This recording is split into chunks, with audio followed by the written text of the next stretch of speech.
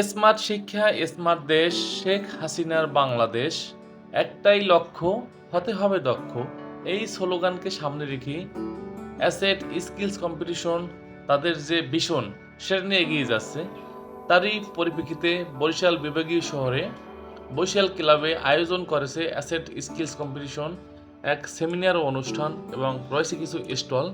এই স্টলে বরিশাল বিভাগের বিভিন্ন পলিটেকনিকের স্টুডেন্টরা তাদের যে নিত্য নতুন যে ইনোভেশন, তাদের যে আবিষ্কার সমূহ তার আসলে স্টলে তুলে ধরছে এবং এর সুযোগ সুবিধা নিয়ে আলোচনা করছে। সেটা আমরা দেখব এবং এই ভিডিওর মাধ্যমে অন্যান্য মানুষের কাছে পৌঁছে দেব। সো সঙ্গেই থাকুন এবং দেখতে থাকুন।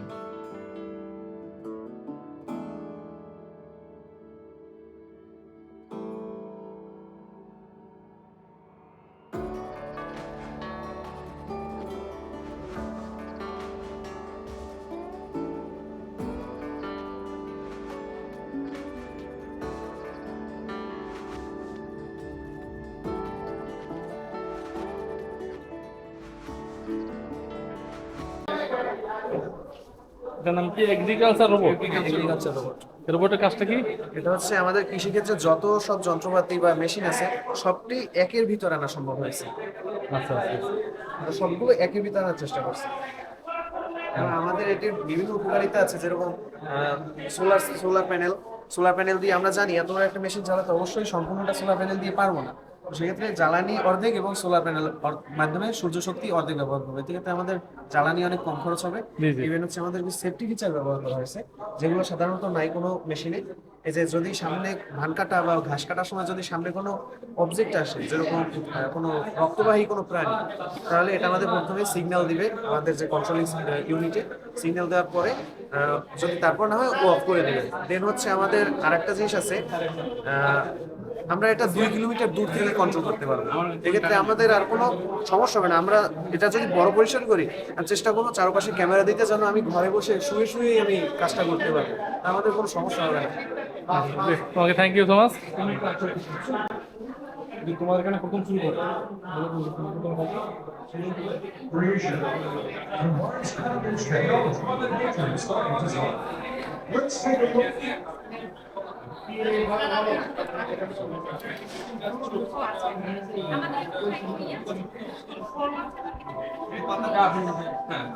পাতা হিসেবে সোলার প্যানেল ব্যবহার করা হয়েছে। এই গাছটি সম্পূর্ণ সৌরশক্তিতে চলে, মানে এতে বাইরে থেকে কোনো বিদ্যুতের পানি উৎস হিসেবে আমরা আর একটা পানি সংরক্ষণ ব্যবস্থা হিসেবে মাটির নিচে এখান থেকে পানি পাম্পের মাধ্যমে ভিতরে থাকা ট্যাঙ্কের ভিতরে উঠবে, আর ওইখানে ইলেকট্রোলাইটের মাধ্যমে অক্সিজেন আর হাইড্রোজেন উৎপন্ন করে আলাদা করে দেবে। এখানে আমরা অক্সিজেন পাবো।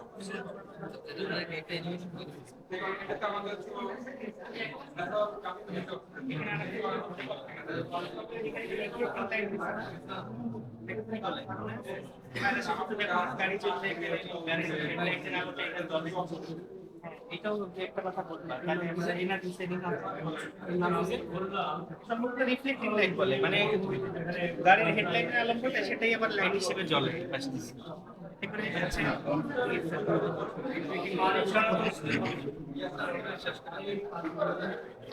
তোমরা কেমন আছো? তোমাদের এটা কি কাজ, এটা বলো তো সংক্ষেপে বলো। আধুনিক বিদ্যুতায়ন ব্যবস্থায় বিদ্যুৎ ছাড়া কোনো বিকল্প নেই। কারণ বিদ্যুতের কথা গেলে অবশ্যই স্যার রিনিউয়েবলের দিকে গুরুত্ব দিতে হবে, আর রিনিউয়েবলের ক্ষেত্রে সোলার সিস্টেমে কোনো বিকল্প নেই।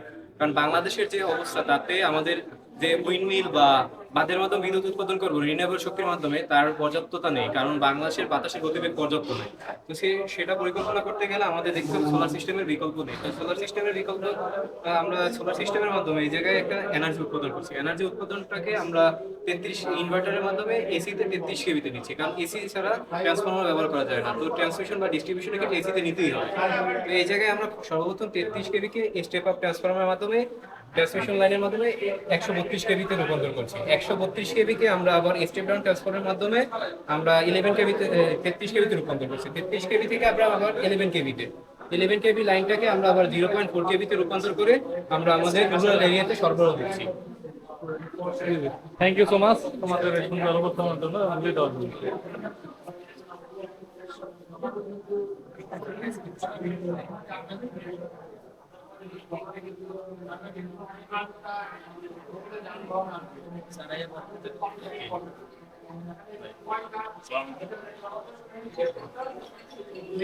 হ্যাঁ, তারা আমাকে খুব সুন্দরভাবে বুঝিয়ে দিয়েছে এবং যারা এই ভিডিও দেখবে তারা সব সুন্দরভাবে বুঝতে পারবে ওর যে উপস্থাপনা অমায়িক কি চমৎকার।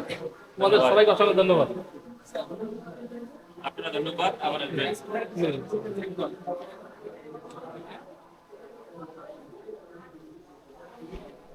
জি, আসসালামু আলাইকুম। তোমরা এসেছো বরগুনা পলিটেকনিক থেকে। বরগুনা পলিটেকনিক থেকে। জি, তোমার এই যে হাইড্রোলিক ব্রিজ এর কাজটা কি যদি সংক্ষেপে একটু বলো? হাইড্রোলিক ব্রিজ হচ্ছে যে জায়গায় লঞ্চ চলাচল করে এবং হচ্ছে যে জায়গায় অ্যাপ্রোচ রোড তৈরি করার জন্য মানে হচ্ছে জমি অধিক লাগে, এজন্য হচ্ছে আমাদের এই জায়গায় হচ্ছে অ্যাপ্রোচ রোড তৈরি করার জন্য উঁচু অ্যাপ্রোচ রোড তৈরি করতে হবে না এবং লঞ্চ যাওয়ার সময় জোয়ার ভাটার সময় পানির উচ্চতা বেড়ে যায় এবং নিচ দিয়ে নৌ চলাচল করতে পারে না। এ সমস্ত জায়গায় এই ব্রিজ নির্মাণ করলে হাইড্রোলিক জেকের মাধ্যমে এর হচ্ছে অ্যাবান্ডমেন্ট উপরে উঠবে এবং নির্দিষ্ট দূরত্ব অতিক্রম করার পর অটোমেটিক ভাবে এটা হচ্ছে পড়ে যাবে। এটা কি অটো সেন্সরের কাজ করবে? জি, অটো সেন্সর। এখানে কোনো ম্যানুয়াল পদ্ধতির না, প্রয়োজন নেই। পদ্ধতিতেও করা যাবে। নির্দিষ্ট দূরত্ব আসার পর এখানে হচ্ছে সিগন্যাল বার, এখানে হচ্ছে সিগন্যাল বার পড়ে যাওয়ার পর রাস্তা হচ্ছে ব্লক হয়ে যাবে। এরপর হচ্ছে হাইড্রোলিক জ্যাক চালু করার সাথে সাথে এটা হচ্ছে আমাদের উপরে উঠে যাবে এবং মানে এক কথায় লঞ্চ যখন আসবে অটোমেটিক সেন্সর উপরে উঠে যাবে এবং যখন লঞ্চ চলে যাবে অটোমেটিক নেমে যাবে। তা যদি একটু আমাদের একটু দেখো তুমি এই বিষয়টা একটু। হাইড্রোলিক জ্যাক আমাদের জ্যাকের মাধ্যমে অ্যাপার্টমেন্ট উপরে উঠে যাবে এবং এর ভিতর দিয়ে হচ্ছে লঞ্চ চলে যাবে এবং নির্দিষ্ট দূরত্ব অতিক্রান্ত করার পর এবং হচ্ছে অটোমেটিক ভাবে এটা হচ্ছে নিচে চলে আসবে। জি, থ্যাংক ইউ সো মাচ তোমার সুন্দর বুঝিয়ে দেওয়ার জন্য ধন্যবাদ। আমাদের এই প্রকল্পের নাম স্মার্ট রোড সেফটি। এটা আসলে বরগুনা পলিটেকনিক ইনস্টিটিউট আসলে আমাকে বোঝাবে এবং আমার ভিউয়ার্সরা দেখবে। জি, আসসালামু আলাইকুম। তুমি কেমন আছো? জি, আলহামদুলিল্লাহ ভালো আছি। হ্যাঁ, তোমার এই যে রোড সেফটি আসলে স্মার্ট রোড সেফটি যদি আমাকে একটু সংক্ষেপে একটু বুঝিয়ে বলো বা আমার ভিউয়ারদের বলো। জি জি স্মার্ট রোড সেফটি এটা হচ্ছে একটা প্রকল্প যেটা ধরেন আপনি একটা রাস্তায় যাতায়াত করতেছেন, তো হঠাৎ করে একটা গাড়ি আসে পড়তে পারে। তো এই গাড়ি এসে পড়ার সময় হঠাৎ করেই সে সরে যেতে পারে না, বা গাড়ি আসার সময় যে ডিস্টেন্সটা থাকে ওই ডিস্টেন্সটা হঠাৎ একটা অ্যাক্সিডেন্ট বা দুর্ঘটনা ঘটে যেতে পারে। এই বিষয়টা ওভারকাম করার জন্য আমরা স্মার্ট রোড সেফটিটা ব্যবহার করছি। এটা কি করে যে এইখান থেকে সে ভেলোসিটিটা নির্ণয় করে, ভেলোসিটি নির্ণয় করার পরে এইখান পর্যন্ত গাড়ি আসতে কতটুকু সময় লাগে এই বিষয়টা নির্ণয় করে দেখবে যে আমি রাস্তা পারাপার হতে পারবো কি পারবো না। যদি পারি তাহলে এটা অন হবে এবং যদি না পারি তাহলে এটা অফ থাকবে। ঠিক এইভাবে যদি গাড়ির স্পিড বেশি থাকে তো এটা অফ হবে, একটু আবার একটু দেখাও। গাড়ির স্পিড যদি বেশি থাকে তাহলে এটা অফ থাকবে, এবং গাড়ির স্পিড যদি অল্প হয় তখন এটা অন থাকবে। আচ্ছা। তখন আমরা পারাপার হতে পারবো। আর গাড়ির স্পিড বেশি থাকলে তখন আমরা পারাপার হতে পারবো না।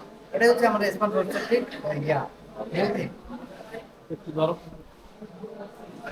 যদি আমি একটু যদি স্পিড বেশি থাকে তাহলে এটা বন্ধ হয়ে যাবে।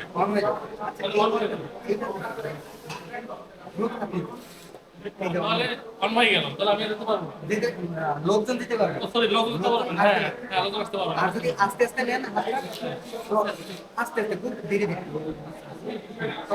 তখন এটা অফ থাকে। আচ্ছা, তখন লোকজনে দিতে পারবে। হ্যাঁ, আচ্ছা, খুবই সুন্দর সিস্টেম। অসংখ্য ধন্যবাদ তোমাকে আমাকে বুঝিয়ে দেওয়ার জন্য।